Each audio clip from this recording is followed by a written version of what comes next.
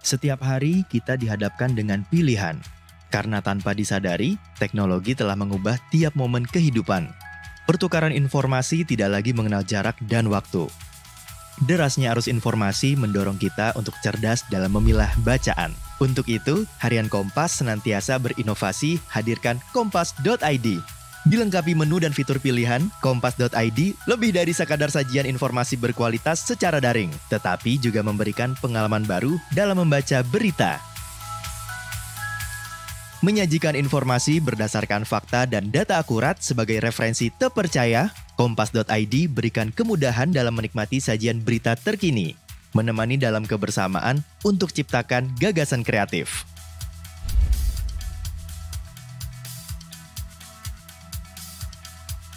Harian Kompas. Bergerak bersama, hasilkan karya terbaik.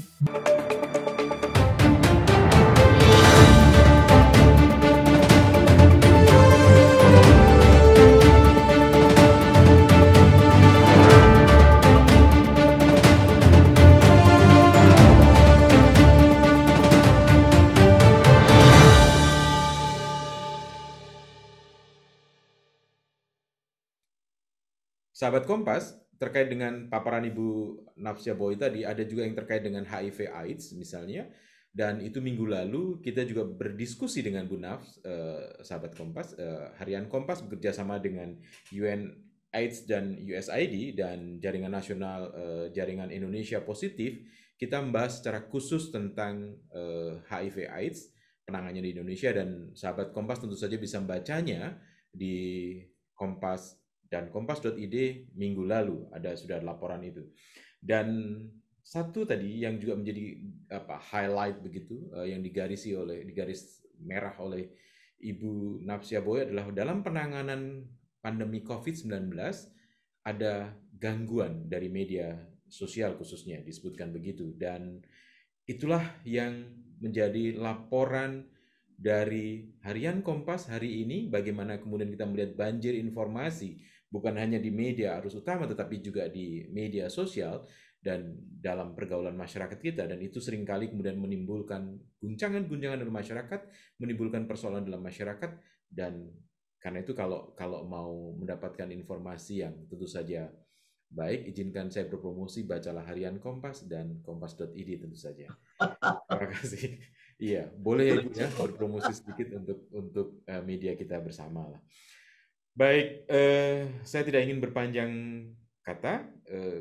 Kesempatan yang berikutnya kita sampaikan kepada Profesor Dr. Samsur Rizal Jauzi, Cendekiawan Berdedikasi Kompas tahun 2021, yang akan memaparkan tentang perilaku sehat dari aspek klinis.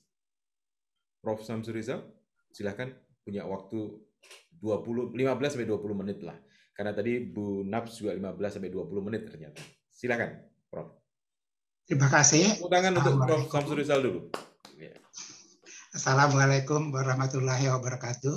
Waalaikumsalam. Ya, saya juga mengucapkan selamat ulang tahun kepada Harian Kompas, ulang tahun yang ke-56 ini. Dan saya merasa bagian dari Harian Kompas, karena sampai sekarang dapat kesempatan tiap hari Sabtu muncul di Harian Kompas dalam ruang konsultasi kesehatan. Saya rasa juga seluruh masyarakat Indonesia berharap bahwa Harian Kompas akan tetap menjadi media pers yang kredibel, yang menjadi rumah pencerahan, clearinghouse daripada berita-berita yang ada, sehingga Harian Kompas adalah harian kepercayaan masyarakat kita. Seperti yang dikatakan oleh Ashari Sergar dan juga diulang oleh teman saya Irwan Yulianto dalam tulisannya hari ini. Yang kedua, saya ingin mengucapkan terima kasih kepada teman-teman Kompas. Saya merasa bersyukur dan merasa mendapat kehormatan atas penghargaan ini. Apalagi mereka yang mendapat penghargaan juga kali ini adalah tokoh-tokoh, sedangkan saya bukan apa-apa. Bu Naf adalah guru dan mentor kami, para aktivis kesehatan. Jadi kalau Bu Naf sudah dikenal baik di tingkat nasional maupun di global, tapi saya lebih banyak bekerja di bidang pendidikan kedokteran. Topik saya adalah lebih kepada masalah klinis, tetapi kalau boleh share screen, kalau boleh saya akan lebih membahas mengenai persiapan sebagai seorang dokter menghadapi pandemi COVID-19 kali ini. Saya mengajak Bapak-bapak dan Ibu-ibu untuk kembali mengingat pada tahun 1910 terjadi wabah pes di Jawa Timur dan Jawa Tengah. Dan wabah itu juga menakutkan sekali karena pernah terjadi wabah pes yang hebat sekali di Eropa yang menimbulkan kematian 1/3 dari penduduk Eropa, dikenal dengan Black Death. Jadi pada waktu itu masyarakat juga bertanya-tanya apakah kita akan banyak mati karena pes ini. Dan waktu itu Dinas Kesehatan Belanda dengan dokter-dokter Belanda sebagian itu juga sangat khawatir, bahkan banyak yang takut untuk pergi ke lapangan melakukan upaya penanggulangan pes ini. Nah, pada waktu itulah Dr. Cipto Mangunkusumo yang sebenarnya bukan pegawai kesehatan Belanda. Dia pada waktu itu berstatus dokter praktek swasta, memajukan diri, meminta izin untuk melakukan upaya penanggulangan. Dan dia bersama-sama dengan teman-teman dan juga para mahasiswa kedokteran tingkat akhir mengajak masyarakat untuk bisa memberantas pes melalui pembasmian tikus. Ya, dan upaya itu berhasil sehingga pes yang amat ditakut itu kemudian bisa dikendalikan, dan untuk itu Dr. Cipto Mangunkusumo mendapat lencana penghargaan dari Ratu Wilhelmina. Jadi ini sering saya ceritakan pada mahasiswa-mahasiswa baru Fakultas Kedokteran Universitas Indonesia, bahwa kita sebagai dokter tidak hanya harus profesional, harus cerdas, tapi juga harus mempunyai karakter yang baik, mempunyai kematangan moral.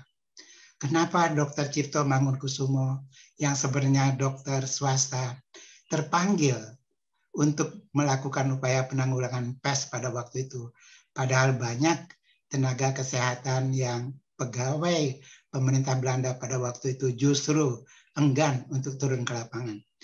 Itu disebabkan karena mempunyai karakter dan mencintai negeri ini.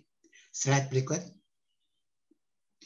Nah, masyarakat mengharapkan kepada para dokter bukan hanya mengobati pasien dengan cara mutakhir, teliti, dan terampil, tapi mampu mendengarkan, menghormati pendapat, mampu menyimpan rahasia, dan mampu membina hubungan yang luas sehingga pasien mendapat penjelasan lengkap dan dilibatkan dalam keputusan tentang asuhan. Slide berikut.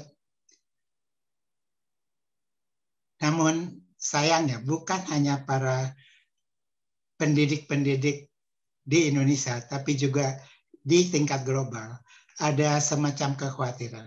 Cohen misalnya mengatakan bahwa dalam pendidikan kedokteran kita lebih mengutamakan prestasi akademis yang mudah diukur, yaitu kecerdasan dan keterampilan, tapi kurang memperhatikan personal karakter. Dan satu lagi dari INUI, dan ini adalah peringatan bagi para dosen-dosen di Fakultas Kedokteran, bahwa mahasiswa kita tidak hanya mendengarkan kuliah-kuliah kita di ruang kuliah, tetapi sebenarnya dia lebih dipengaruhi dengan apa perilaku kita di poliklinik, di ruang-ruang perawatan, serta di masyarakat. Dan dia akan lebih terkesan dengan itu daripada kuliah yang sifatnya normatif di ruang kuliah. Slide berikut. Jadi profesionalisme di bidang kedokteran itu adalah mengutamakan kepentingan pasien, kalau itu perorangan, atau kepentingan masyarakat di atas kepentingan dokter sendiri. Dan untuk itu kita memerlukan altruisme, mengutamakan kepentingan masyarakat, akuntabilitas, excellence, duty, honor, integrity, and respect for others. Slide berikut. Nah, apakah semuanya ini adalah konsep dari Barat? Saya rasa kearifan lokal juga perlu kita gali, dan kita lihat di sini sekitar tahun 1700-an Sunan Derajat, salah seorang wali Songo, sudah mengatakan pada kita bahwa kita harus memperhatikan kebutuhan-kebutuhan orang. Memberi tongkat kepada orang buta, memberi makan kepada yang lapar, memberi pakaian kepada orang yang tidak punya pakaian, dan memberi perlindungan pada orang yang kehujanan. Inilah budayawan kita yang telah mengajarkan kita bahwa kita perlu memperhatikan kepentingan masyarakat. Slide berikut. Nah, apakah hal-hal yang ada tersebut akan terganggu dengan adanya teknologi informasi yang cepat sekali berubah dalam kehidupan kita, termasuk di bidang kedokteran? Slide berikut. Ini adalah satu layanan di Cina yang diberi tagline konsultasi 1 menit. Setelah itu, dalam 1 jam obat sudah sampai di rumah Anda. Jadi ini adalah satu aplikasi di mana kita bisa bertanya, konsultasi, memberikan gejala-gejala, bahkan kita bisa periksa tekanan darah, suhu, dan sebagainya. Kalau perlu laboratorium, habis itu akan keluar semacam diagnosisnya, dan resep dibuat secara elektronik dan bisa dikirim ke rumah. Teknologi bisa sampai ke situ, tapi apakah layanan kesehatan bertambah baik dengan adanya teknologi tersebut? Slide berikut. Kita juga di UI, ini adalah buatan teman-teman UI dari Fakultas Keperawatan, ada semacam ATM sehat yang kita bisa berkonsultasi dan berkomunikasi dengan dokter-dokter yang sesuai dengan keluhan kita. Slide berikut. Nah, ini adalah artificial intelligence. Di India, yang penduduknya lebih dari 1 miliar, angka diabetes mellitus itu sekitar 4%. Padahal penderita diabetes itu harus secara berkala diperiksa retinanya, fundusnya. Apakah ada perdarahan karena kendali dari diabetes mellitus yang tidak baik. Bayangkan berapa juta orang yang harus diperiksa funduskopi. Dengan alat artificial intelligence ini, yang dihubungkan antara handphone dari orang tersebut dengan satu alat kecil yang bisa memotret fundus, dan ini bisa dikirim dengan WhatsApp ke Dinas Kesehatan setempat, maka puluhan ribu foto ini masuk setiap hari ke Dinas Kesehatan, dan artificial intelligence memisahkan antara yang normal dengan yang tidak normal. Yang tidak normal akan dibaca oleh dokter mata dan diminta kalau perlu untuk dilakukan funduskopi.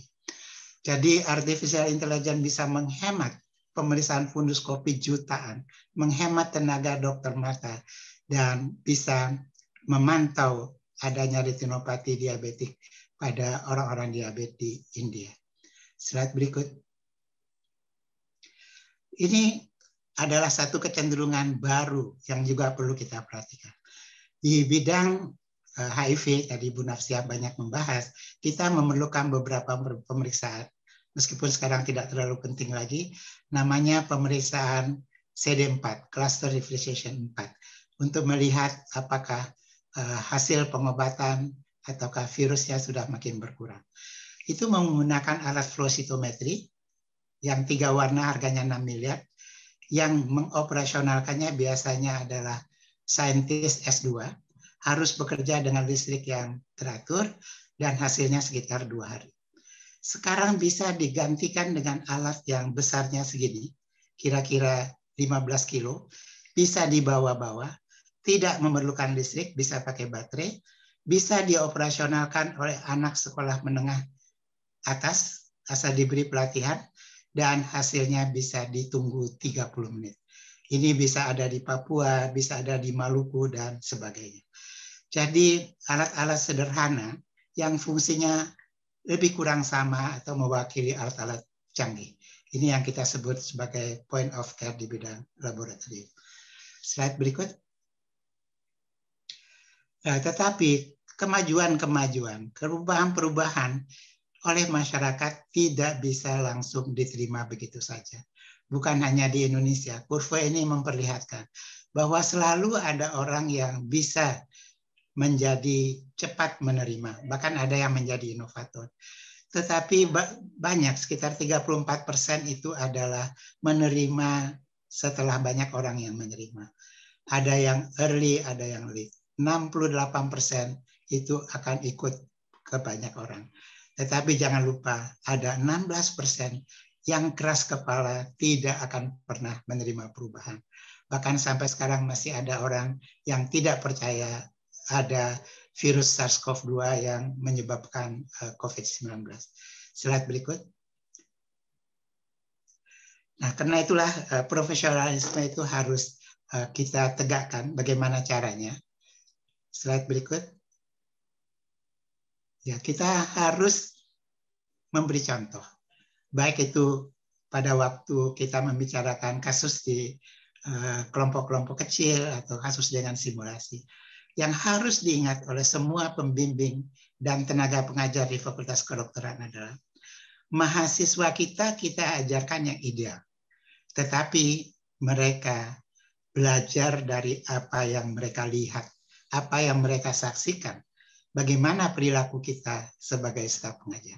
Karena itulah sebagai staf pengajar kita harus menjaga diri untuk bisa menjadi panutan. Slide berikut. Jadi jangan seperti ini. Ini yang senior, chief, ini mahasiswa-mahasiswa yang baru masuk diberi petua, kamu harus lakukan itu, jangan lakukan itu. Slide berikut. Tapi ternyata yang memberi petua sendiri melakukan kesalahan. Slide berikut.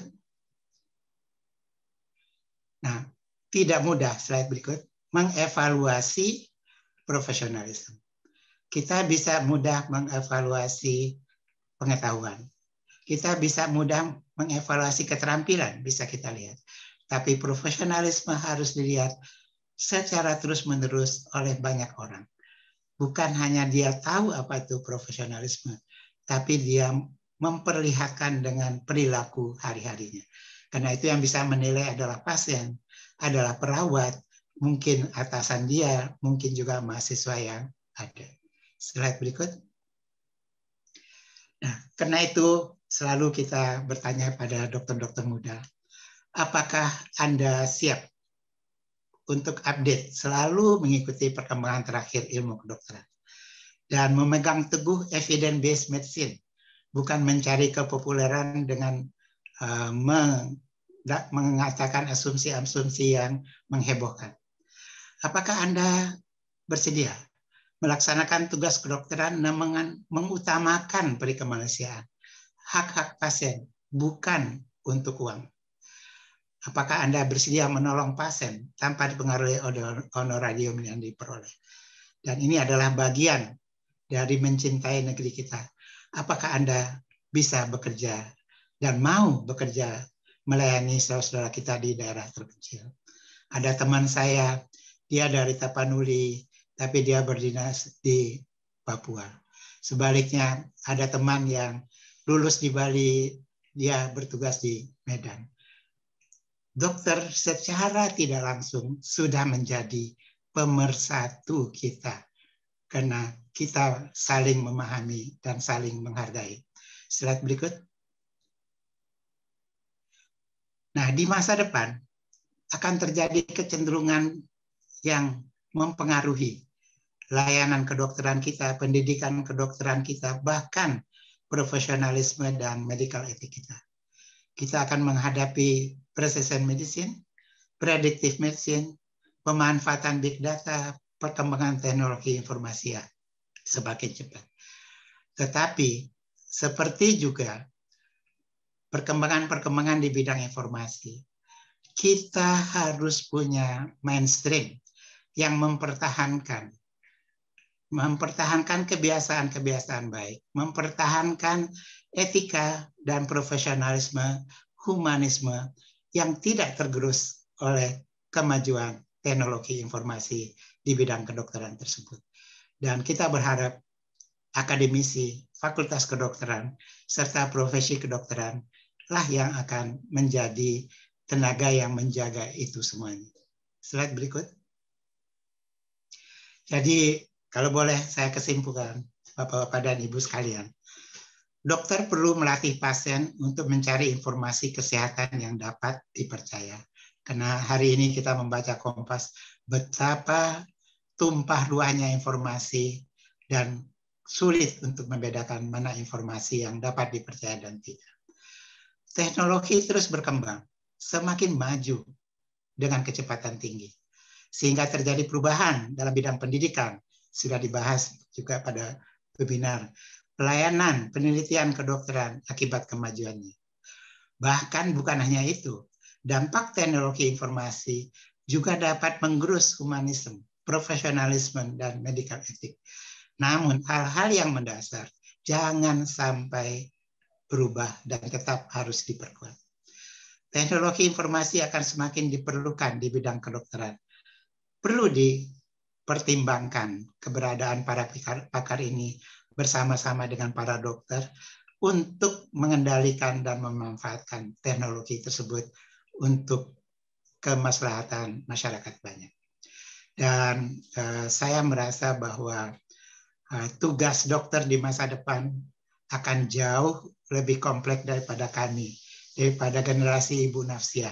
Karena dulu kita banyak segi klinis, sekarang di samping klinis banyak sekali tenaga-tenaga atau teknologi-teknologi yang bisa membantu kita, tetapi juga bisa mengaburkan kita. Mudah-mudahan dunia kedokteran, termasuk di Indonesia, akan tetap mencapai tujuannya semula sebagai bidang yang humanisme, profesionalisme, dan menjunjung tinggi medical ethics. Terima kasih. Wassalamualaikum warahmatullahi wabarakatuh. Tepuk tangan untuk Profesor Samsur Rizal. Iya.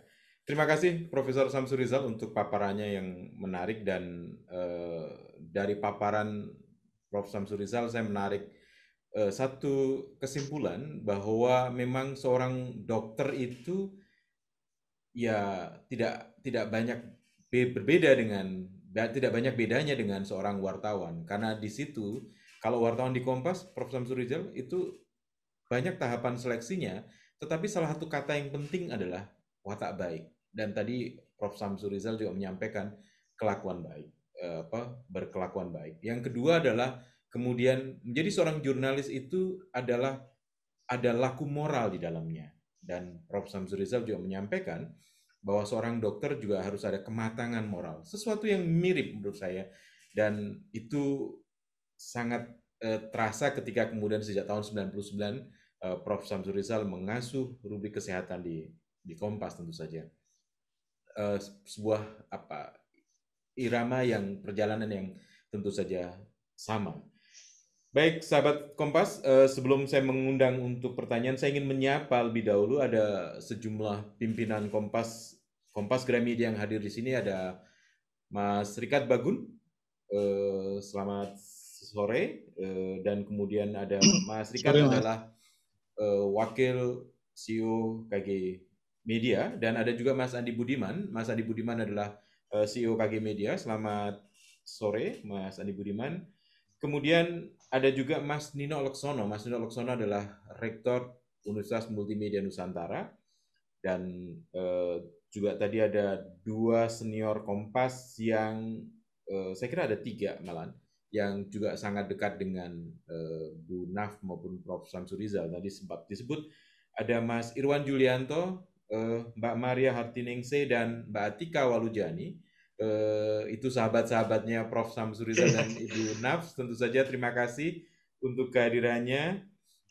Dan ada juga Mbak Evi. Mbak Evi adalah editor atau kepala Des Humaniora yang akan tentu berhubungan erat dengan bidang kesehatan ini.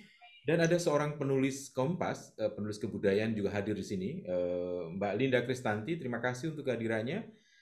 Dan Ada juga Mbak Eli Handoyo, Direktur Sales Kompas KG Media yang juga hadir, dan sejumlah teman-teman yang lain yang mengikuti melalui Zoom ini maupun melalui YouTube Harian Kompas.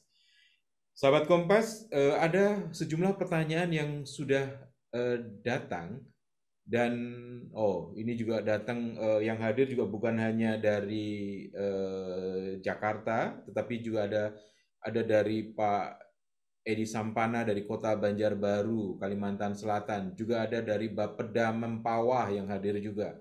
Luar biasa saya kira, karena soal kesehatan, soal penanganan pandemi, soal profesionalisme dokter adalah keseharian kita bersama. Ada beberapa pertanyaan yang sudah masuk, Bu Nafsia maupun Pak Samsur Rizal, yang saya ingin bacakan lebih dahulu. Ini adalah pertanyaan dari Mbak Dian Ayu Utari. Pertanyaannya mengenai apakah ada seleksi untuk mendapatkan penghargaan cendekiawan berdedikasi Harian Kompas. Jawabannya ada, tentu saja, dan itu karena cendekiawan itu bekerja dalam senyap, maka seleksinya pun bekerja juga dalam senyap. Saya kira jadi kita akan munculkan orang-orang yang luar biasa dan diakui dedikasinya di masyarakat. Dan tentu saja beberapa kali juga menampilkan tulisan-tulisannya di Harian Kompas. Itu Mbak Dian, dan Mbak Dian melanjutkan lagi dengan pertanyaannya, seberapa jauh penanganan pandemi selama ini? Pertanyaan Mbak Dian ini saya rangkaikan dengan pertanyaan dari Mas Ahkam Jayadi.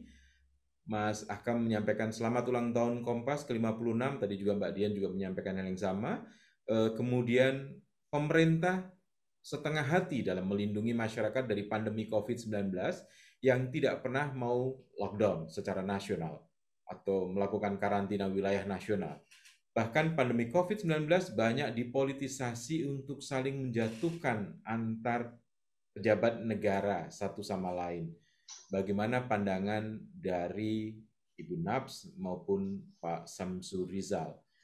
Dan tadi juga Mbak Dian juga menanyakan penanganan pandemi selama ini seperti apa. Satu nafas pertanyaannya, kira-kira saya undang Ibu Nafs untuk menjawabnya lebih dahulu. Silakan Ibu.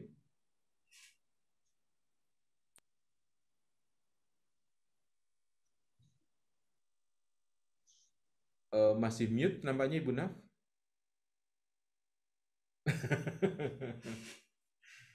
Silakan Ibu. Terima kasih Mbak Dian atas pertanyaannya. Seberapa jauh penanganan COVID ini? Ya memang kalau kita lihat di Indonesia, kalau kita lihat memang dari semula sudah terjadi bahwa yang saya katakan tadi, kepemimpinan dalam crisis management itu seharusnya kan ini ya, bersatu. Jangan dipolitisir. Jangan dipakai untuk kepentingan pribadi oleh beberapa pemimpin tertentu.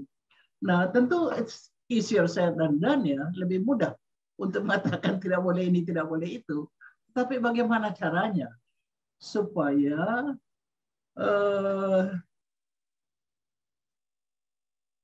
tidak terjadi misinformation yang begitu membingungkan masyarakat, sehingga akhirnya masyarakat seakan-akan, atau sebagian masyarakat seakan-akan tidak percaya kepada pemerintah. Oleh karena pada dalam pemerintah sendiri terjadi seperti saling tidak percaya begitu. Nah, saya kira ini yang pertama. Kedua, saya perlu katakan bahwa pemerintah sudah berusaha sekuat tenaga kok ya. Kalau pikir sudah berapa uang yang dikeluarkan untuk untuk mereka yang positif diisolasi atau bahkan dirawat secara gratis semua, itu sudah membutuhkan biaya yang luar biasa. Berapa banyak yang tetapi saya sendiri tidak mengerti, bahwa kenapa kok surveillance itu terkesan kurang sekali testing yang benar. Bahkan kita saya lihat masih banyak yang menggunakan testing dengan antigen, rapid antigen, yang kita tahu false negatifnya banyak sekali. Ya, positivity rate-nya hanya 0,9. Kok tidak dilarang ya? Nah, hal-hal seperti itu. Jadi saya sudah di luar sistem sekarang.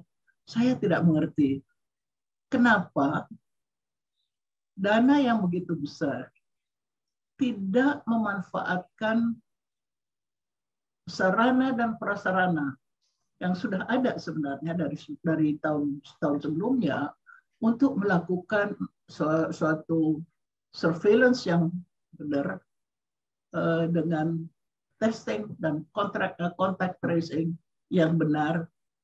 Saya tidak bisa mengkomentar karena saya tidak tahu bagaimana situasinya.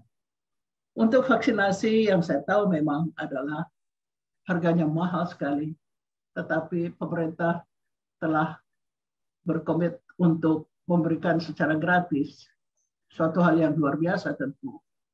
Namun karena pada saat yang sama negara-negara lain juga membutuhkan vaksin, maka kita nggak kebagian.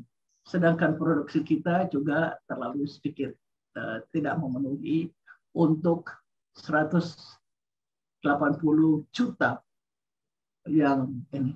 Jadi kesimpulannya Mbak Dian adalah ada banyak faktor yang saya tidak tahu. Ya. Kenapa sampai terjadi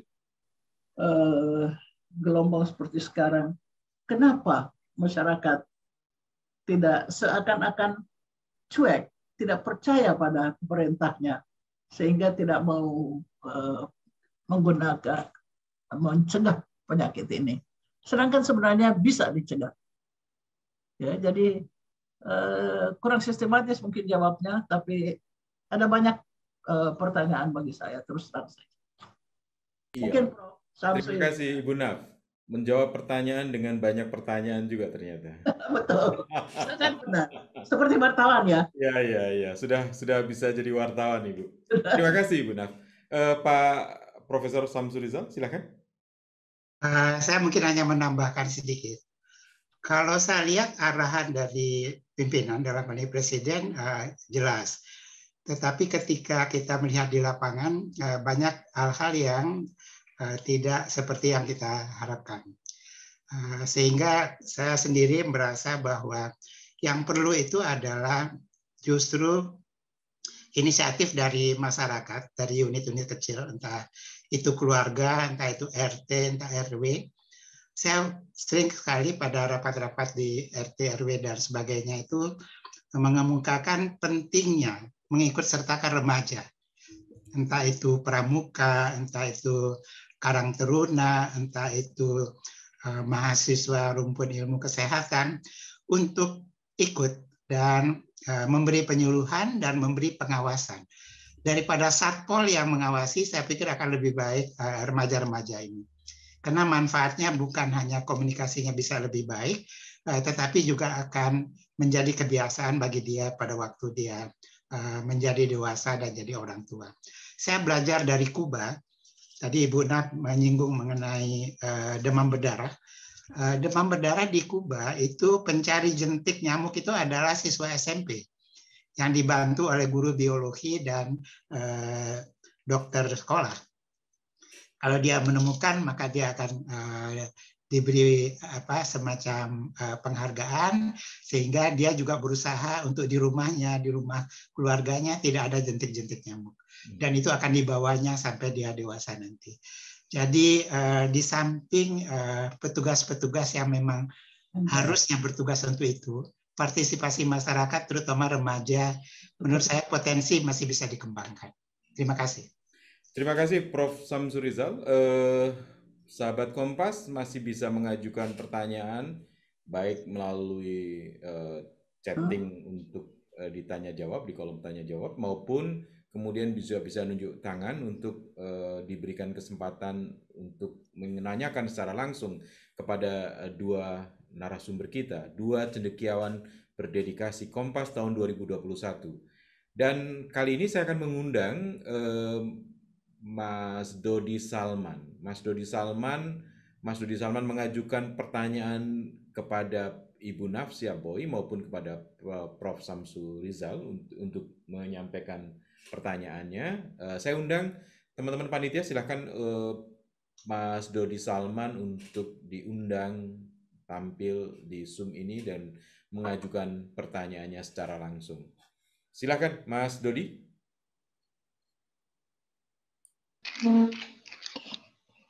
Ya, terima kasih. Selamat sore. Sore, Mas. Terima kasih atas kesempatannya. Selamat sore, Bu Nafsia Boy dan Prof. Samsu. Saya cuma punya pertanyaan utama nih, Prof. Bu Nafsia. Menurut pendapat Ibu yang sudah berpengalaman sekian tahun di bidang kesehatan, sebetulnya arah penanganan COVID-19 oleh pemerintah ini tuh mendahulukan apa, Bu ya? Kesehatan atau ekonomi? Apakah penunjukan Menko Perekonomian sebagai penanggung jawab penanganan COVID itu sudah menjawab pertanyaan itu? Gitu. Itu saja mungkin bisa dijawab oleh Prof. Samsu dan Bu Nafsia Boy. Terima kasih.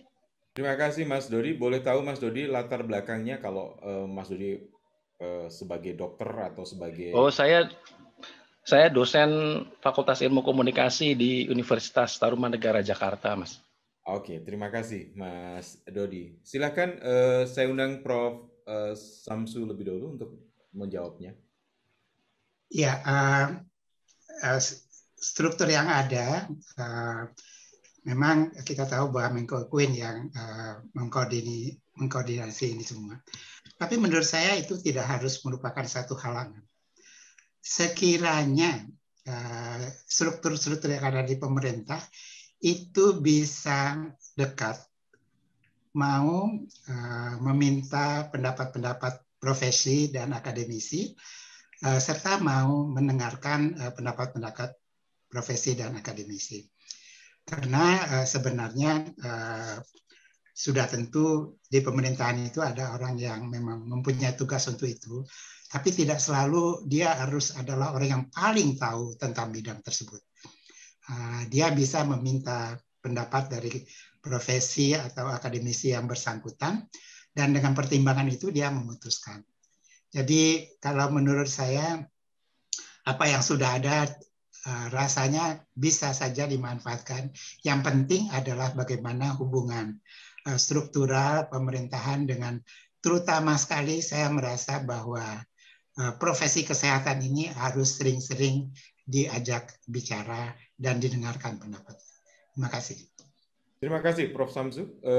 Ibu Naf, silakan. Ya, mungkin kalau kita balik pada awal-awal sekali, yaitu bulan Maret tahun lalu, sebenarnya yang diangkat Bapak Presiden mengatakan ini suatu kegawat daruratan kesehatan.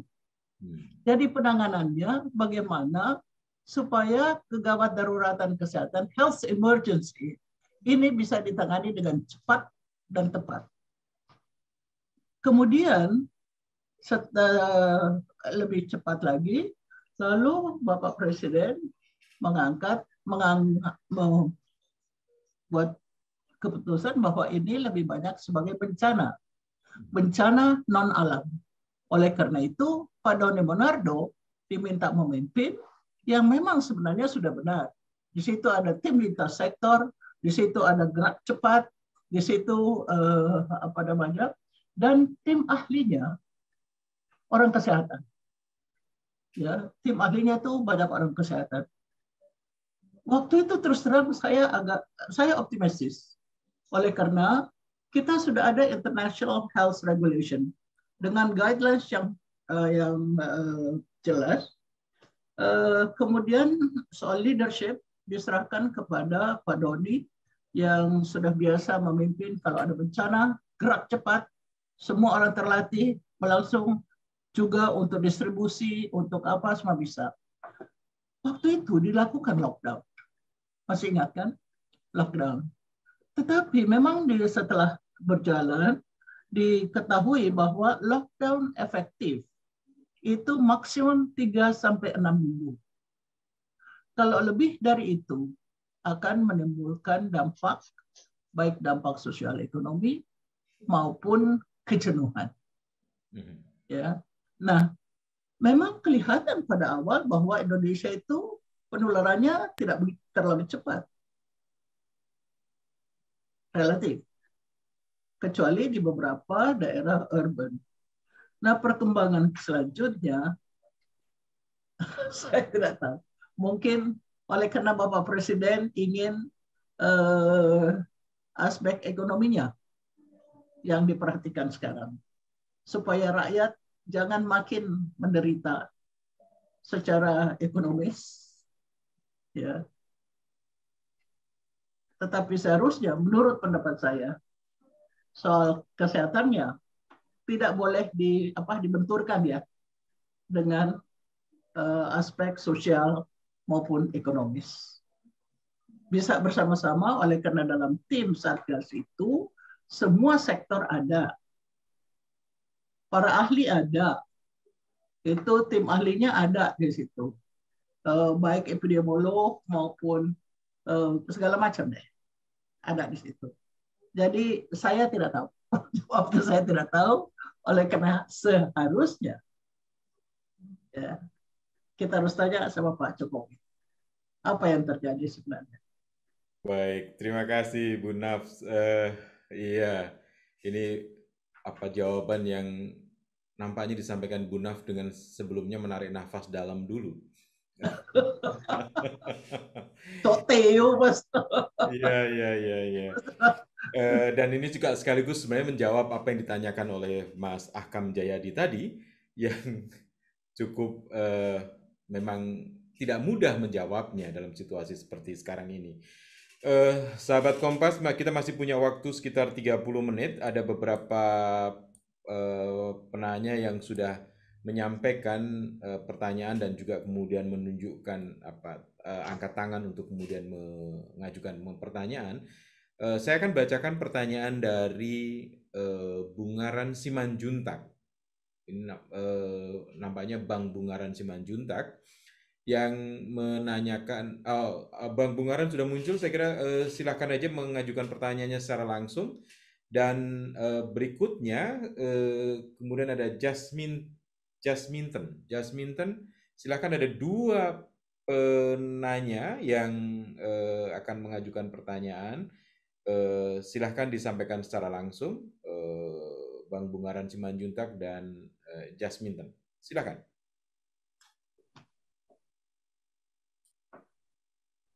Oke, selamat siang di Indonesia dan selamat pagi di sini. Menjadi pertanyaan saya, mengapa kasus COVID-19 di Jakarta meningkat? Padahal hingga per 21 Juni yang divaksinasi sudah mencapai 31 juta.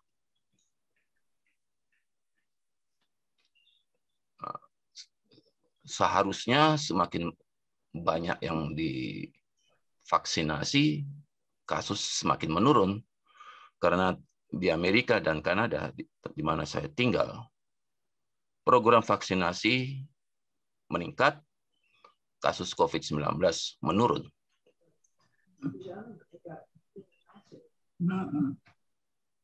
Nah, menjadi pertanyaan, mengapa pasca vaksinasi justru menimbulkan kenaikan kasus COVID-19 saat ini?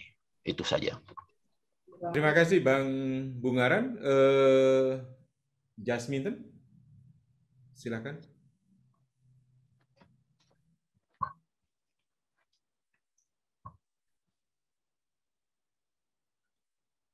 Silakan dari Jasminten, dan nampaknya semua peserta webinar kali ini sudah dipindahkan ke Zoom secara jadi bisa tampil juga. Jasmine, apakah masih ada di tempat? Kalau tidak ada, saya undang Swasta Priambada. Mestinya bacanya kalau orang Jawa ini Swasta Priambodo untuk mengajukan pertanyaan karena panjang sekali pertanyaannya, jadi daripada saya baca mendingan terima kasih Mas Tra. Sampaikan sendiri. Silakan. Selamat siang, terima kasih Bapak Ibu kesempatannya, dan kepada Dr. Nafsia Boy dan Dr. Samsuri Rizal, terima kasih. Saya hanya ingin bertanya tentang artificial intelligence atau teknologi informasi di bidang kedokteran.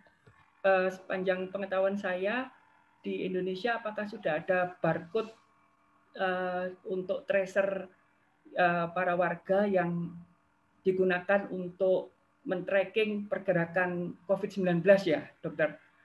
Karena pengalaman saya kemarin 2 minggu yang lalu dari Australia itu kok di sana ada, sehingga mungkin pemerintah pusat atau Kemenkes tidak sulit-sulit untuk mencari di mana pergerakan warga yang terkena COVID. Jadi pakai barcode di setiap warung atau supermarket yang dikunjungi, ya memang harus ada kesadaran ya. Ini mungkin sesuatu yang baru, tapi untuk istilahnya ya, untuk menurunkan atau mengendalikan COVID mungkin berguna. Bagaimana menurut dokter? Ya, jadi itu saja. Ya, itu saja. Terima kasih. Oke, terima kasih Mas Swasta. Dan tadi pertanyaan dari Bang Bungaran.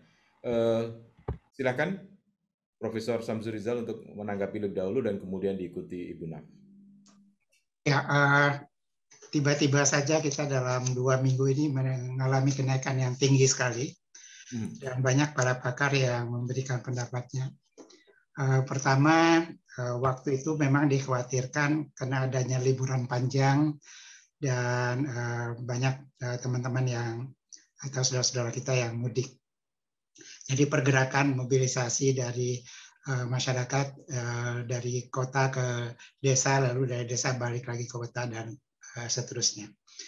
Yang kedua adalah Ibu Naf tadi sudah menyampaikan ternyata varian-varian baru baik Delta, Delta Plus, Epsilon, Theta, dan sebagainya sudah mulai juga ditemukan di Indonesia.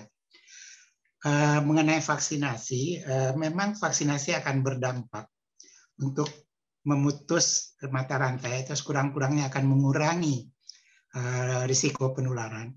Tetapi itu harus mencapai jumlah yang kita sebut herd immunity-nya itu tercapai. Nah, para pakar memperkirakan untuk Indonesia itu yang harus disuntik kira-kira 181,5 juta orang. Jadi kalau baru 20 juta atau 23 juta yang disuntik itu masih sebagian kecil. Meskipun dampaknya mulai kelihatan. Yang terasa adalah pada tenaga kesehatan yang tertular itu pada umumnya dalam keadaan ringan, jarang yang masuk rumah sakit, meskipun pada yang punya komorbid dan usia lanjut tetap masuk rumah sakit. Jadi kenapa Amerika dan Kanada sudah begitu terasa dampak dari imunisasinya? Pertama, saya rasa jumlah yang divaksin di Amerika udah lebih dari 110 juta orang. Barangkali angkanya sudah lebih tinggi lagi karena di mana-mana diadakan. Saya nggak tahu di Kanada, mungkin juga sudah tinggi sekali. Tadi Bu Naf mengatakan kan baru berapa? Belum sampai 20% yang divaksinasi di Indonesia. Itu satu. Tetapi perilaku menjaga kesehatan ini kan selalu ditekankan. Saya rasa Bu Naf selalu mengingatkan kita, bukan berarti kalau vaksinasi lalu prokesnya bisa kita tinggalkan. Itu baru bisa nanti kalau sudah keadaan seperti di Amerika, di mana angka infeksi barunya rendah, dan kalau kita ambil swab dari orang-orang yang terinfeksi juga jumlah virusnya itu ada namanya cycling time-nya, CT-nya itu tinggi, artinya jumlahnya sedikit sekali sehingga risiko untuk menularkan pada orang lain itu rendah. Jadi Pak Bungaran banyak teori tentang hal itu yang menjelaskan vaksinasi tentu akan berpengaruh, tapi baru akan berpengaruh besar pada waktu jumlah yang divaksinasi kira-kira 70% dari populasi. Mengenai pemanfaatan informasi teknologi, sebenarnya kita bersemangat sekali pada waktu mau imunisasi. Semua yang imunisasi kita harapkan mendaftar melalui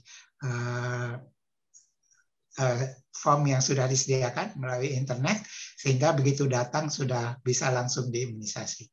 Tapi apa yang terjadi, saya nggak tahu apakah servernya tidak terlalu besar sehingga terjadi kemacetan.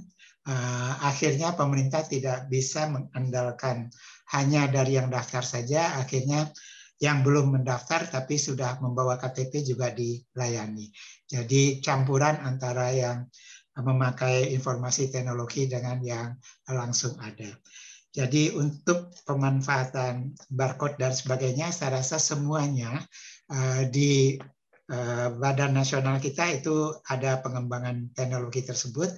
Hanya barangkali pemanfaatannya pertama tentu tergantung pada kemampuan dari aplikasinya, dan yang kedua tentu bagaimana orang-orang yang bisa memeliharanya dan juga usernya, yaitu masyarakat.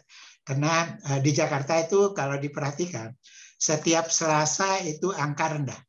Itu sudah berbulan-bulan setiap hari Selasa angka rendah. Setelah ditanyakan kemungkinan bahwa pemasukan data pada hari Selasa tersebut lebih rendah daripada yang hari-hari yang biasa. Jadi teknologi informasi ini ternyata juga memerlukan persyaratan untuk bisa berjalan dengan baik. Terima kasih. Terima kasih Prof. Samsurizal. Kalau di dalam dunia bisnis media, Selasa itu juga hari yang berat, Prof. Orang Jawa nyebutnya, bacanya seloso, selotur koso. Jadi memang waktunya senggang dan kemudian tapi berat memang. Jadi itulah Selasa memang menjadi perhatian kita bersama. Ibu Naf, silakan. Ya, terima kasih pertanyaannya jauh-jauh dari Kanada dan Amerika. Sebenarnya sebagian besar sudah dijawab oleh Pak Samsu dan saya setuju bahwa ternyata itu juga banyak pendatang masuk ke dalam DKI karena tahu bahwa pelayanan kesehatan di DKI lebih baik dan sebagainya. Di DKI dengan tegas dilakukan tracking dan sebagainya, isolasi dibayarin pemerintah dan sebagainya, sehingga memang banyak sekali agaknya datang dari luar. Kemudian satu hal yang kalau saya baca itu adalah terlalu banyak pemimpin-pemimpin. Ada tokoh agama, ada tokoh pemerintah, bahkan ada polisi yang mengatakan pakai masker itu merusak hormon dan sebagainya. Dan itu dipercaya oleh generasi muda kita. Dan juga penekanan bahwa ya yang paling berisiko adalah lansia, jadi kita vaksinnya kurang, kita mulai dengan lansia dulu. Ternyata lansianya nggak mau dijemput di rumah dan sebagainya. Tetapi yang muda menganggap, oh kalau gitu saya tidak berisiko dong. Dan melakukan dan cuek terhadap, apalagi mendengar dari tokoh-tokoh ini, baik pemerintahan, polisi, agama, dan sebagainya, yang mengatakan, nggak perlu itu, pakai masker, dan sebagainya. Nah, akibatnya, memang mereka, generasi, ada sebagian besar yang mudah mengatakan, nggak apa-apa, saya tidak berisiko, jadi tidak usah. Pencegahan-pencegahan itu tidak perlu.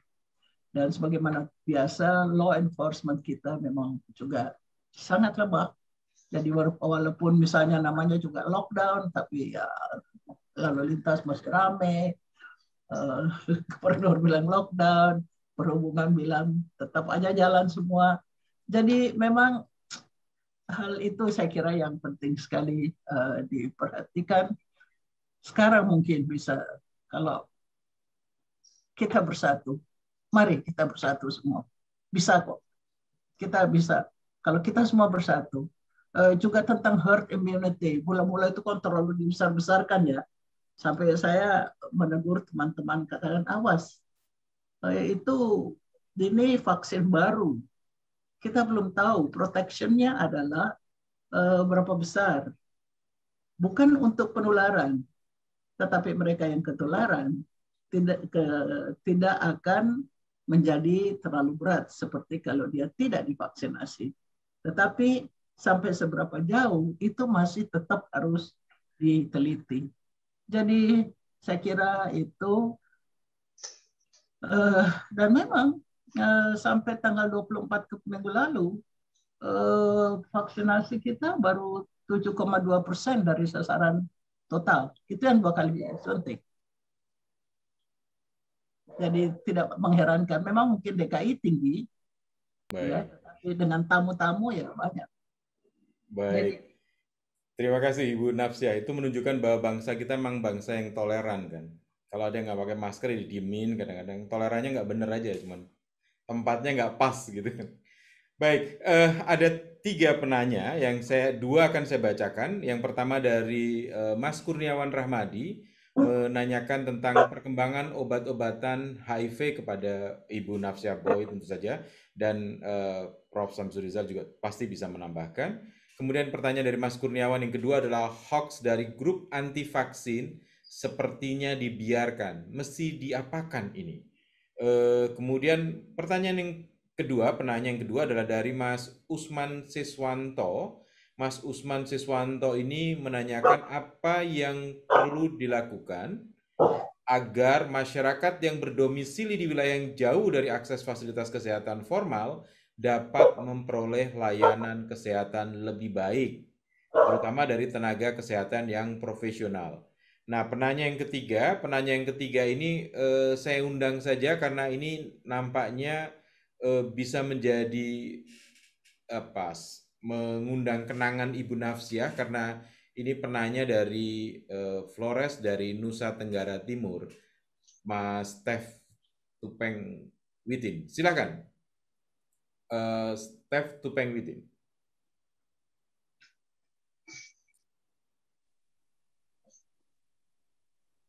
Halo, selamat sore. Sore. Salam untuk Mama Naf, itu panggilan yang akrab dari NTT, dari Flores, dan juga Profesor Samsurizal. Salam, Pak. Terima kasih untuk kesempatan yang sangat baik ini. Kami di Flores sekarang mengalami peningkatan yang sangat signifikan untuk pandemi COVID-19 ini. Ada proses penanganan yang terkesan tidak ada sinergi atau kerjasama antar pemerintah kabupaten. Terkesan masing-masing mengurus dirinya sendiri. Sehingga ada ruang yang sangat besar untuk mencegah penyebaran COVID ini jauh lebih tinggi. Juga aspek keteladanan sangat minim. Ada pejabat yang melarang warga tidak boleh melakukan perjalanan. Tetapi mereka melakukan perjalanan dengan rombongan yang sangat besar. Dan ini membuka ruang penyebaran. Maka yang Ibu Naf katakan tidak ada aspek keteladanan, benar-benar menjadi fakta, terutama di Flores ini. Karena itu, mohon pendapat dari 2 cendekiawan berdedikasi yang luar biasa ini. Bagaimana sebetulnya sinergi itu harus dibangun untuk memutus jejaring penyebaran virus yang amat berbahaya ini. Terima kasih dan selamat sore. Terima kasih Pak Steph. Dan Bu Naf pasti tahu kalau warga NTT itu warga yang sangat religius, karena itu NTT. Nanti Tuhan tolong. Siapa namanya tadi? Steph Tupeng Witin namanya. Nah, saya undang Bu Naf untuk menjawab lebih dahulu, merespon pertanyaan maupun tadi harapan. Obat antiretroviral, saya kira Prof. Samsu yang paling up to date dengan itu. Kemudian hoax anti-vaksin. Itu semua hoax. Susah ya. Saya pernah ini kasih ke menterinya juga, apakah Menteri Kominfo bisa berbuat sesuatu? Kalau kita sendiri, kalau cepat sekali sih ya, masuk dalam WA group, lalu langsung di forward aja. Kalau saya selalu periksa dulu, delete dan sebagainya. Tetapi hoax anti vaksin ini mungkin saya tidak tahu, harus orang yang lebih dipercaya. Apakah tokoh agama ada, apakah tokoh-tokoh masyarakat, tokoh pemerintah yang lebih dipercaya oleh masyarakat untuk mengatakan ini hoax, stop, jangan ini. Kita lihat bahwa begitu banyak hoax sekarang tetap masih terus-menerus di forward, terus-menerus sampai berulang kali. Dan saya, bagaimana caranya? Jadi, I don't know. Begitu juga untuk law enforcement ya. Tapi saya juga sudah tidak tahu. Law enforcement ini kalau di tangan siapa yang diberikan kewenangan oleh presiden ini. Kemudian kalau ada yang melanggar begitu bagaimana? Mungkin saja sesuai yang dikatakan oleh Pak Samsu tadi, Prof. Samsu, bahwa kalau kita libatkan generasi muda yang berpikiran jernih, seperti tadi para penanya, kalian yang menjadi pemimpin di daerahnya, untuk mengatakan ini tidak boleh demikian. Kenapa tidak bisa maju kepada pemimpin-pemimpin kalian yang memberikan informasi yang berbeda-beda? Kenapa kalian tidak bisa bilang secara lokal ya, di tingkat kabupaten? Yang benar aja dong. Kalau tingkat nasional mungkin agak susah, tetapi paling kurang tingkat lokal. Teman-teman tadi yang penanya, misalnya dari Flores, dari kabupaten mana? Dari kabupaten itu saja dulu, beresin dulu deh. Kemudian ajak teman-temannya dari kabupaten lain. Ayo kita beresin ini. Saya kira kalau mengharapkan dari pusat, sekarang masalahnya sudah terlalu besar ya. Tetapi kalau dari bawah, bukan dari bawah, dari masyarakat terkecil, dari kabupaten, kemudian itu dulu masing-masing membereskan diri. Dipimpin oleh tenaga-tenaga muda, orang-orang muda seperti kalian ini. Saya kok percaya ya, bahwa kalian yang bisa membawa perubahan. Bukan mereka dari pusat. Barangkali hanya itu yang bisa saya sampaikan. Jadi itu tadi baik untuk hoax, anti vaksin, atau segala macam hoax. Saya kira lebih mudah diselesaikan di tingkat kabupaten atau di tingkat yang lebih kecil daripada nasional. Begitu juga soal law enforcement dan misinformation di tingkat kabupaten. Saya rasa masih bisa.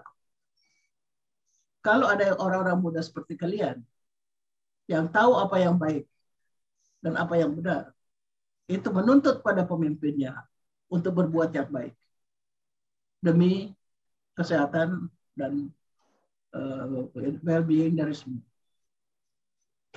Oke, terima kasih Bu Naf, dan memang harapan salah satunya kepada cendekiawan tentu saja untuk makin mencerahkan masyarakat, karena seringkali kalau berharap pada terus terang kepada tokoh agama, agamanya sama tapi alirannya beda, itu juga jadi masalah di Indonesia tentu saja. Prof. Samsu Rizal, silakan. Satu lagi, Mas Tri, ya. Mas Tra. Ya. Apa yang bisa dilakukan oleh media toh ya? Dulu waktu saya lagi kacau balau dengan HIV, waktu kita lagi kacau balau, bukan saya yang kacau balau. Ya. Kita kacau balau. Yang membawa perubahan itu adalah media. Waktu itu kita mulai dengan pelatihan media supaya jangan lagi menyebarkan berita-berita yang menstigma atau menyudutkan mereka yang berisiko atau rentan tertular. Kita waktu itu bersama-sama dengan media gerakan bagaimana media bisa menulis sebagai media yang menunjukkan empati terhadap mereka yang terpaksa berisiko atau terpaksa tertular karena belum tahu dan sebagainya. Dan waktu itu terus terang saya kagum karena terjadi perubahan yang besar sekali. Karena peran media yang berubah. Memang tentu saya mengerti media sosial lebih susah ya dikontrol daripada media seperti tetapi mestinya kalian yang bisa. Sekarang cendekiawannya di tangan kalian. Master aja. Baik. Terima kasih Bunaf tantangannya. Prof. Samsu, silakan. Ya, sebenarnya hoax di bidang vaksin ini jauh sebelum COVID-19 ini sudah ada. Dan tidak hanya di Indonesia, tapi di seluruh dunia. Bahkan di Perancis itu pernah menurunkan angka cakupan imunisasi nasionalnya, begitu juga di Inggris dan sebagainya. Terakhir itu kalau masih ingat ada kasus di mana pemerintah Jepang, Menteri Kesehatan Jepang itu sampai menghentikan program imunisasi human papilloma virus HPV untuk kanker serviks yang disuntikan pada anak-anak sekolah kelas 5 dan kelas 6 SD sekitar usia 10 sampai 13 tahun. Karena ada satu pemberitaan di media cetak dan di media elektronik pada waktu itu yang mengatakan bahwa anak itu setelah disuntik tangannya menjadi lumpuh. Yang terjadi sebenarnya adalah dia memang ada rasa sakit lokal sehingga dia malas menggerakkan tangannya, tetapi 2 hari 3 hari kemudian sudah tidak apa-apa. Untunglah Perhimpunan Dokter Anak di Jepang mengejar anak tersebut, lalu membuat video bagaimana dia sama sekali tidak lumpuh, sehingga hoax tentang bahwa HPV menimbulkan kelumpuhan pada anak itu bisa dikendalikan, sehingga kemudian bisa dilanjutkan programnya. Itu di Jepang loh, yang sebenarnya negaranya relatif lebih literasinya lebih tinggi daripada kita. Jadi bahwa hoax di Indonesia itu adalah suatu kenyataan dan kita harus bersama-sama. Dan kita gembira sekali pada hari ulang tahun Kompas hari ini yang dibahas adalah mengenai masalah disinformasi ini, bagaimana kita bersama-sama bisa menyelesaikannya. Dan saya rasa saya pernah bincang-bincang dengan beberapa teman profesi dokter anak ya, karena banyak berkaitan dengan imunisasi di Eropa. Di sana Perhimpunan Dokter Anak itu mempunyai satu ruangan yang memantau media sosial, dan begitu ada hal yang menyudutkan dan negatif beritanya terhadap imunisasi, maka salah seorang dokter anak langsung di-shoot, di video, langsung di Instagram dan di Facebook-kan sebelum berita yang menyesatkan itu beredar luas. Karena kalau sudah beredar luas agak sukar untuk memadamkannya. Nah, saya nggak tahu, kita harus bersama-sama memerangi hoax ini, meskipun pemerintah sendiri sudah mulai dengan aturan-aturan dan undang-undang, tetapi bagaimana mengajarkan masyarakat untuk memilih berita yang baik dan benar, bukan memilih menyebarkan berita-berita yang menarik dan tidak benar. Terima kasih. Terima kasih Prof. Samsu Rizal. Tadi ada tantangan dari Bu Nafsia Boy, dan Bu Naf, di Kompas kita juga punya cendekiawan dan pernah juga memimpin Dewan Pers, tentu saja yang sekarang menjadi Rektor Universitas Multimedia Nusantara, Mas Nino Laksono. Saya kira Mas Nino Laksono bisa menanggapi dan sekaligus juga memberikan warna lain dalam diskusi ini dengan ketika kita bicara tentang bagaimana menghadapi hoax atau kabar bohong atau kabar yang disalahkan dalam tanda petik terkait dengan penanggulangan pandemi ini. Mas Yuno, monggo. Terima kasih, Mas Tra. Pertama, saya ingin mengucapkan selamat dulu kepada Prof. Samsuri Rizal dan juga kepada Ibu Nafs yang sudah saya kenal sejak lama bersama dengan mahasiswa ITB Angkatan 75. Juga kepada pimpinan Kompas, Mas Suta dan senior, dan para hadirin peserta diskusi ini.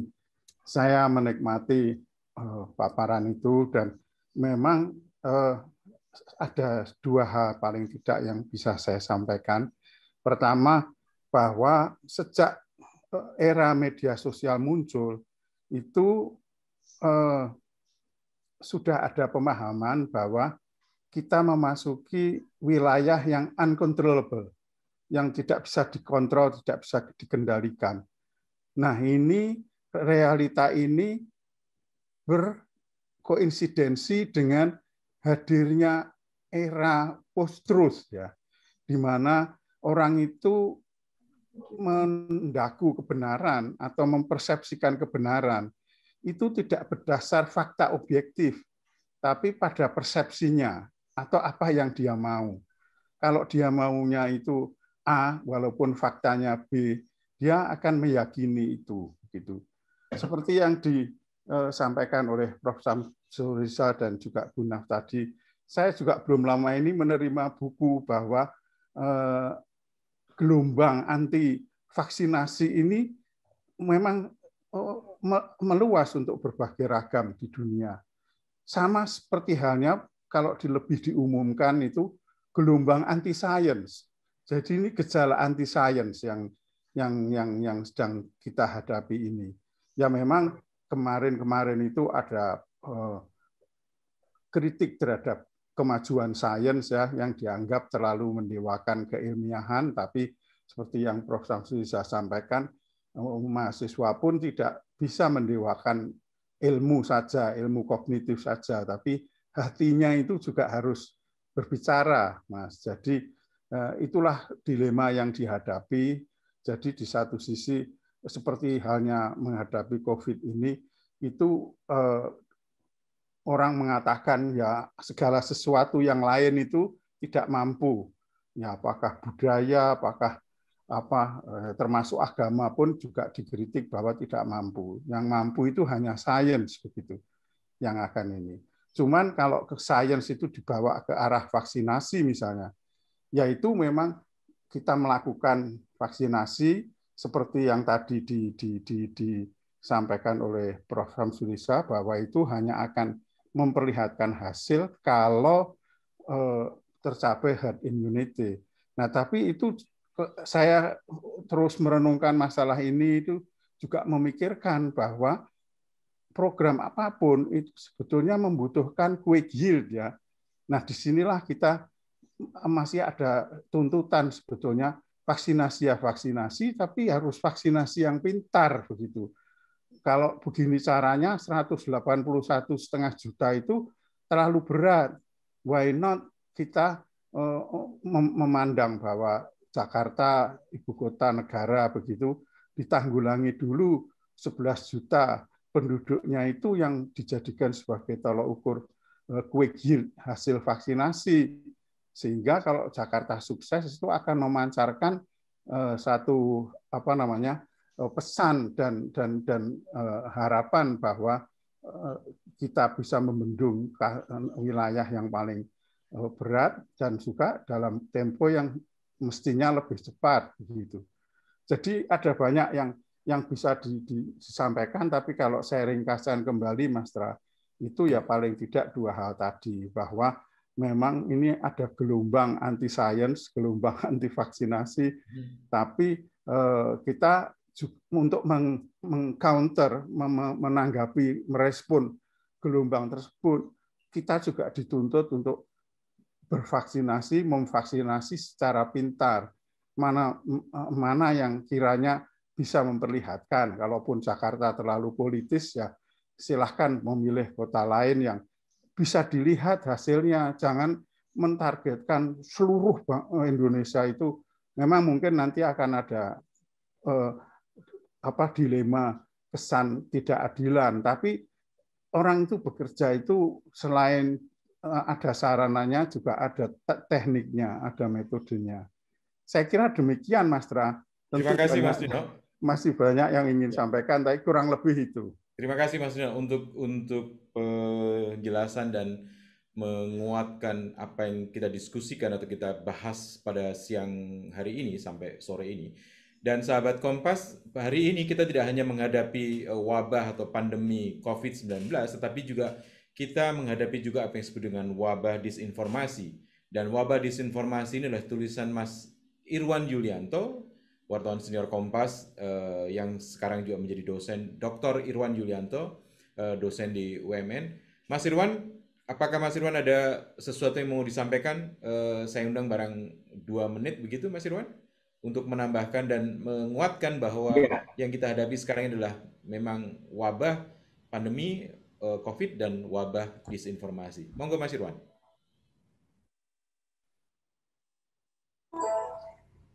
Iya, saya minta maaf ini videonya nggak, laptop saya kurang bagus nih. Saya menggarisbawahi apa yang disampaikan oleh Mas Nino tadi soal post-truth ya. Itu yang saya tulis juga di artikel opini hari ini di Kompas di halaman 6. Memang selain media sosial yang dianggap sekarang ini menjadi semacam segala-galanya penyebar hoax ya. Padahal sebenarnya awalnya terutama adalah pada jurnalisme yang tidak kredibel, terutama pada jurnalisme online, media online. Di Indonesia seperti kita ketahui ada 40 ribuan portal media, portal berita dan opini. Tapi hanya 200 yang terregistrasi atau terverifikasi di Dewan Pers. Hanya 0,5%. Jadi sebagian besar, 99,5% itu adalah portal abal-abal. Dan banyak sekali berita pun, opini pun jadi abal-abal di sana. Nah, itu jumlahnya mungkin tidak sampai 100.000, ya kan? Bahkan media yang kredibel pun, media online yang menyandang nama seperti Kompas, Tribun, Tempo, dan lain-lain ya, itu pun tidak jarang juga menyebarkan informasi mengejar kecepatan sehingga muncul apa yang disebut clickbait ya. Jadi cari berita-berita judul sensasional, tidak sempat lakukan recheck, ya kan? Seperti dibilang WHO menetapkan Indonesia adalah negara A1 yang amat gawat. Ternyata beritanya salah dan harus diralat ya. Dan itu sudah disiarkan oleh salah satu media online. Saya tidak perlu menyebutkan namanya ya.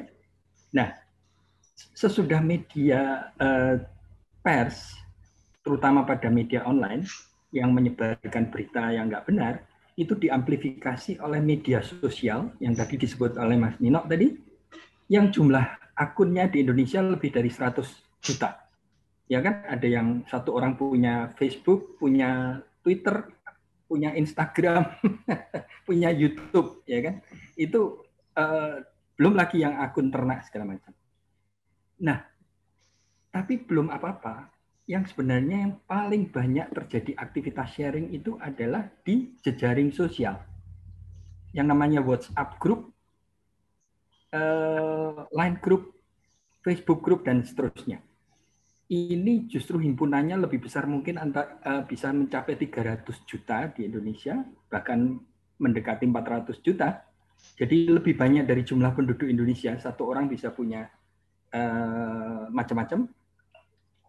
Nah, disinilah terjadi yang dari tadi clickbait menjadi sharebait. Apa-apa yang dianggap nggak diperiksa dulu, udah disebarkan. Sehingga gelombang disinformasi menjadi luar biasa. Dan ini yang sebenarnya makanya diperlukan adanya pers seperti Kompas dan lain-lain yang kredibel untuk menjadi clearing house.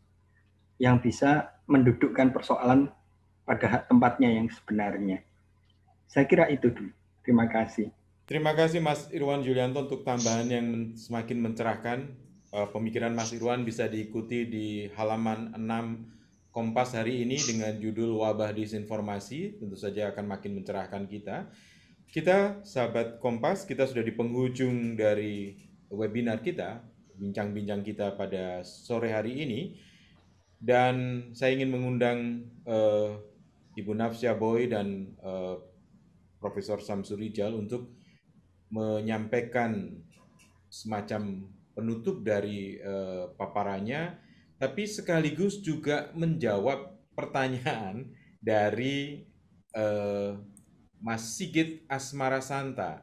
Pertanyaannya adalah, apa saran terbaik dari Ibu Nafsia dan Prof. Samsu untuk wilayahnya di mana masih banyak yang produktif di kompleknya, kemudian di masyarakat kita banyak yang produktif dan terpaksa kemudian harus beraktivitas keluar menempuh risiko terinfeksi COVID-19 demi keluarganya, demi kehidupannya. Silakan Ibu Nafsia Boy lebih dahulu. Ya, pertama sekali lagi saya ucapkan terima kasih yang tak terhingga atas seluruh acara hari ini. Saya kira sangat menarik. Dan saya juga belajar banyak lagi kembali dengan itu. Pesan saya hanya bahwa wabah yang kita hadapi ini pasti masih akan tindak lanjutnya. Jadi epidemi yang kita hadapi itu masih banyak yang belum selesai. Seperti tadi saya katakan, dengue, HIV, virus corona maupun influenza yang belum selesai sebenarnya, tetapi pasti kemungkinan besar akan ada yang lain. Karena itu peningkatan ketahanan kesehatan bangsa itu harus mendapat prioritas yang sangat utama. Dan memang betul tidak bisa hanya oleh pemerintah, tidak bisa hanya oleh satu komponen, akan tetapi bersama-sama. Nah, disitulah pentingnya kebersamaan, kemitraan, sehingga kita saling mengisi dengan segala kemampuan kita. Saran terbaik untuk wilayahnya bagi orang, kalau saya Mas ya, kalau memang betul dia harus pergi, tetap bisa melaksanakan dengan protokol kesehatan penuh. Tergantung sebenarnya dia mau kemana. Ya. Katakanlah untuk apa? Saya sebenarnya membutuhkan contoh-contoh konkret. Baru bisa mengatakan, sure, silakan. Barangkali ada alternatif lain, ataukah alternatif lain sekarang banyak sekali, misalnya kalau yang penjualan, menjual lewat online atau apa begitu, atau memang dia harus pergi. Ya sama saja dengan misalnya kami lanjut usia harus ke dokter. Bisa pergi ke dokter. Asal betul menjaga protokol kesehatan. Saya kira dari saya itu Mas. Terima kasih Bu Nafsia. Acara hari ini sangat menarik. Terima kasih. Prof. Samsu Rijal. Saya merasa bahwa titik tolaknya seperti yang dikatakan oleh Bu Naf tadi adalah kita harus meningkatkan kecintaan kita pada negeri ini. Kita harus yakin bahwa negara ini sudah mengalami berbagai macam percobaan, tantangan, tetapi selalu bisa berhasil karena jumlah orang-orang yang mencintai negeri ini sebenarnya besar sekali. Dan kalau yang besar itu bersatu, niatnya adalah untuk keseluruhan bangsa, untuk negara kita ini, bukan untuk menyalahkan siapa-siapa. Mudah-mudahan kita bisa mengatasi berbagai tantangan yang ada. Mengenai banyak orang yang kehilangan pencaharian. Tadi saya membaca mengenai persepsi, mengenai risiko. saya banyak belajar dari tulisan tersebut. Jangan kita selalu menyalahkan saja masyarakat tidak patuh pada prokes, tidak mau menjalankan prokes, padahal latar belakang kenapa mereka sampai seperti itu tidak kita perhatikan dengan baik. Jadi seperti Bu Naf katakan, kalau dia harus memberi makan pada anak dan istrinya, harus keluar ya terpaksa harus keluar, tetapi tentu harus menjalankan prokes ini. Hanya persoalannya bagi sebagian keluarga kecil membeli masker saja barangkali sudah suatu beban. Kami di Yayasan Pelita Ilmu punya program-program kecil, yaitu mencegah atau mengurangi urbanisasi remaja desa ke kota untuk bisa mencari penghasilan dari desa sendiri, yang pada intinya adalah mengajarkan bagaimana menggunakan handphonenya, mobil phone-nya untuk bisa berbisnis, berdagang, mendagangkan apa yang ada di desanya atau apapun, sehingga dia tidak perlu ke kota-kota besar, mengambil risiko kesehatan yang besar, dan bisa tetap tinggal di kotanya. Hal-hal seperti itu saya rasa perlu, meskipun usaha-usaha kecil perlu kita tumbuhkan, kalau banyak mungkin akan mempunyai pengaruh. Jadi banyak hal yang kita rasa belum sesuai dengan harapan kita, tapi saya selalu mengajak marilah kita optimis. Jangan sampai kita pesimis.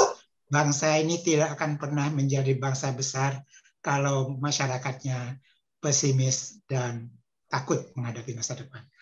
Kita percaya bapak-bapak kita sudah mengalami berbagai macam rintangan, mulai dari perang untuk menegakkan kemerdekaan, sampai pemberontakan, sampai krisis ekonomi yang berulang-ulang. Toh kita selamat. Kenapa? Karena masih banyak masyarakat kita yang mencintai negara ini. Mari kita berkumpul bersama, bersatu dengan ikhlas mencintai negara ini. Terima kasih. Wassalamualaikum warahmatullahi wabarakatuh. Tepuk terima kasih Pak Samsudizal. Tepuk tangan untuk dua cendekiawan berdedikasi Kompas tahun 2021. Luar biasa sekali. Sahabat Kompas dan Bapak Ibu pimpinan Kompas maupun Prof. Samsudizal dan Ibu Nafsia Boy, kita sudah di ujung acara kita. Saya tidak ingin membuat sebuah kesimpulan atau menyampaikan benang merah dari pertemuan ini, karena itu tugasnya Mbak Evi dengan teman-teman di Des Humaniora untuk menampilkannya di Berita Kompas besok. Dan kita tentu saja bisa membacanya sehingga kemudian ada pencerahan di situ dan kemudian masyarakat punya kesadaran makin tinggi. Dan hari ini kita belajar betul dari pengalaman, pengetahuan, inspirasi, dan yang terakhir optimisme yang ditularkan oleh kedua cendekiawan berdedikasi Kompas tahun 2021 ini, Profesor Dr. Samsudizal Jauzi dan Dr. Nafsia Boy. Sekali lagi saya undang tepuk tangan untuk kedua cendekiawan berdedikasi Kompas tahun ini. Dan mengakhiri dari webinar kali ini, kita akan berfoto bersama. Saya undang sahabat Kompas yang hadir dalam Zoom maupun dia ada di Kompas, tentu saja, untuk membuka videonya dan kita akan berfoto bersama. Dan harapannya dengan foto bersama ini juga kita akan ketularan inspirasi dan optimisme tadi untuk persatuan Indonesia, untuk kemanusiaan sesuai dengan pesan para pendiri Kompas, keindonesiaan dan kemanusiaan. Ada 3 kali foto yang harus dilakukan, karena ada 3 seat. Saya hitung 1, 2, 3. Sekali lagi 1, 2, 3. Boleh ganti pose seperti yang dilakukan Mas Suta dan Mas Saputra. Mas Andi senyum merekah, boleh Mas Andi? Sekali lagi 1, 2, 3. Terima kasih sahabat Kompas, terima kasih untuk inspirasi yang diberikan oleh dua cendekiawan berdedikasi Kompas hari ini, dan kita akan terus bersama-sama bersatu untuk membangun Indonesia yang lebih baik, membangun Indonesia yang lebih sehat, dan tentu saja bersama-sama dengan Kompas untuk semakin mencerdaskan masyarakat sesuai dengan amanat hati nurani rakyat. Terima kasih, selamat sore, salam sehat selalu. Selamat Bu Naf, selamat Pak Samsu Rijal, Prof. Samsu. Terima kasih semuanya. Terima kasih. Selamat semuanya. Terima kasih semuanya. Terima kasih, sehat walafiat. Terima kasih Bu Naf, Pak Samsu Rijal. Selamat sehat untuk semuanya. Terima kasih Bu Naf. Terima kasih Pak. Bu Naf. Salam untuk semua dari Ende Flores. Terima kasih.